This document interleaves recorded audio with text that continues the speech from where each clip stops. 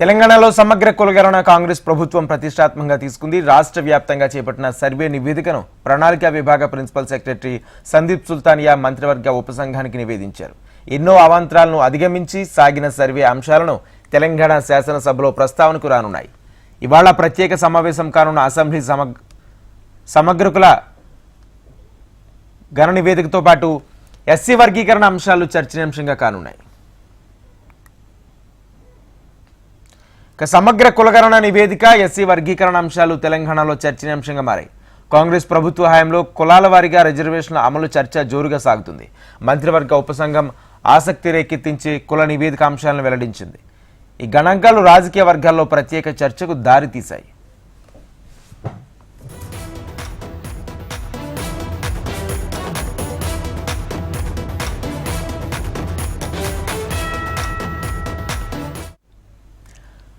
తెలంగాణలో స్థానిక సంస్థల ఎన్నికల నగారా మోగనుంది. 2 వారాల్లో ఎన్నికల ప్రకటన వెలువడబోతుంది. కులగణన నివేదిక ప్రకారం కొత్త రిజర్వేషన్లు అమలు చేస్తారా, పాత రిజర్వేషన్లే కొనసాగిస్తారా అనే అంశం ఇప్పుడు చర్చనీయాంశమైంది. వెనుకబడిన తరగతుల వారే అత్యధికంగా ఉన్నవారని మంత్రివర్గ ఉపసంఘం అధ్యక్షులు ఉత్తమ్ కుమార్ రెడ్డి ఆసక్తికర విషయాలను వెల్లడించారు. ప్రభుత్వం నిర్వహించిన సర్వే అంశాలు తెలంగాణలో హాట్ టాపిక్గా మారాయి. తెలంగాణలో కొత్తగా కులాల వారీగా గణాంకాల సేకరణకు మంత్రివర్గ ఉపసంఘంకి కీ రోల్ పోషించింది. గత సంవత్సరం ఫిబ్రవరి 16వ తేదీన సమగ్ర కులగణన అంశం శాసనసభలో ప్రవేశపెట్టి సభ్యుల ఆమోదం పొందారు. సంవత్సరం గడిచేలోపే సమగ్ర కులగణన నివేదిక అంశాలను ఇవాళ జరిగే శాసనసభలో ప్రస్తావించబోతున్నారు.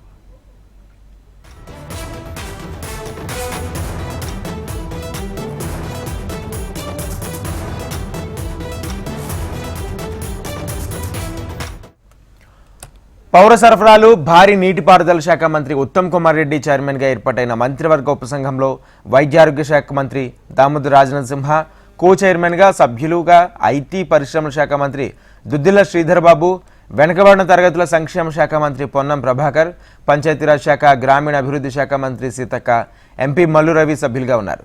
మంత్రివర్గ ఉపసంఘం చైర్మన్ ఉత్తమ్ కుమార్ రెడ్డి వెల్లడించిన సమగ్ర కులగణన సర్వే ప్రకారం తెలంగాణలో వెనుకబడిన తరగతుల వారు 46.25% ఉన్నారు.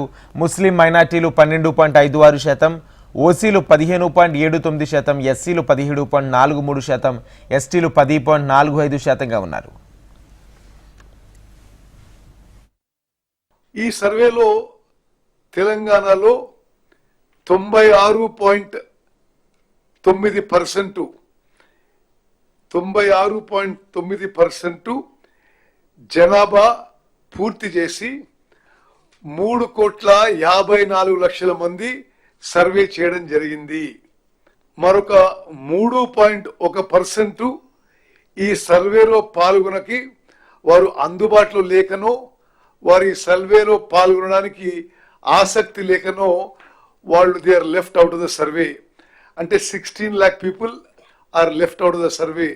అంటే టోటల్ తెలంగాణ జనాభా 3,70,00,000లో 3,54,00,000 మంది ఈ సర్వేలో పాల్గొనడం మా సంతృప్తికి, సంతోషానికి మరో కారణము. This process of preparing the report and the report it self is a landmark achievement of the government of Telangana, which will go down in the annals of social history of the country.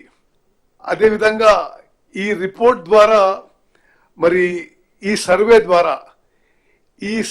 ద్వారా తెలంగాణ రాష్ట్రంలో బలహీన వర్గాలకి, weakest of the weak, poorest of the poor, marginalise sections కి data driven welfare and data-driven opportunities in social, economic, educational, political opportunities will now be available.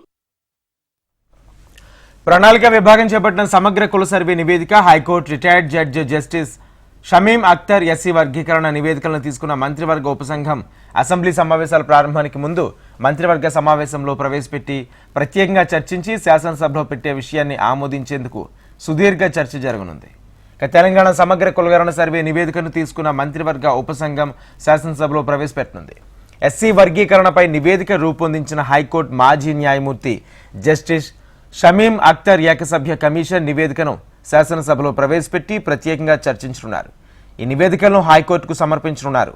Telangana ఏర్పాటైన తర్వాత తొలిసారిగా సమగ్ర కులగణన నివేదికపై ప్రజాప్రతినిధులు చర్చించి రిజర్వేషన్ల అమలుపై సముచిత నిర్ణయం తీసుకోబోతున్నారు. శాసనసభలో చర్చించిన తర్వాత నివేదికలకు చట్టబద్ధత కల్పించి జరగబోయే స్థానిక సంస్థల ఎన్నికల్లో రిజర్వేషన్లు అమలు చేయబోతున్నారు.